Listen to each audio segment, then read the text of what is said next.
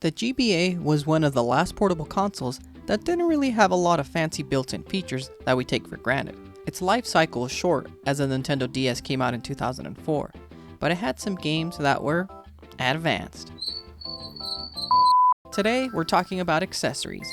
The GBA had a lot of them, and one of the first thing that comes to mind is the worm lights. So you could see your screen without needing to turn on a light or waiting for it to be daytime.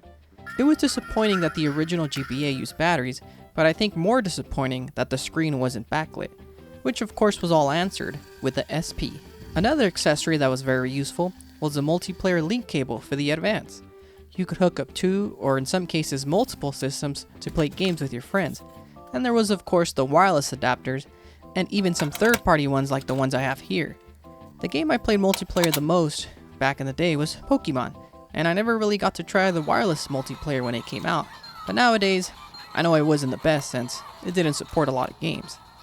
Anyways, on to the next accessory, the e-reader. Another accessory I have spoken about in another video.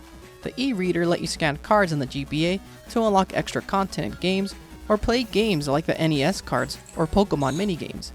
The e-reader didn't really sell well, but it was an interesting peripheral and had sets of cards for different games. Megaman cards, Animal Crossing, and of course, Pokemon cards. Some of them were expensive, like the Eon ticket for the 3rd generation Pokemon games, and Mario Party e-reader. It was a tedious process having to scan the cards, but it was something unique.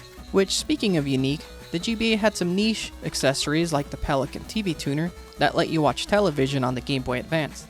The Play-Yan accessories which played MP3s on a SD card, and a GPS cartridge that seems to have never been released.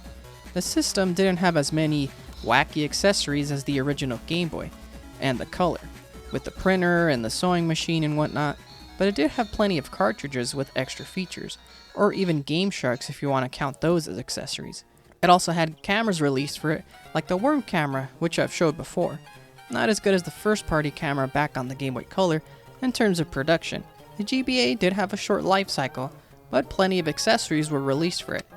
I just remembered one more accessory. In fact, anybody can get this one for free. All you have to do is go to www.youtube.com and search up this video. Then you hit this here SUBSCRIBE button, and now you have the subscribe accessory. What was that? Sorry, my producer's telling me to say something.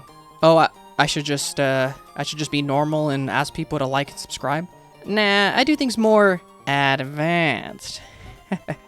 Get it? Like the Game Boy Advance.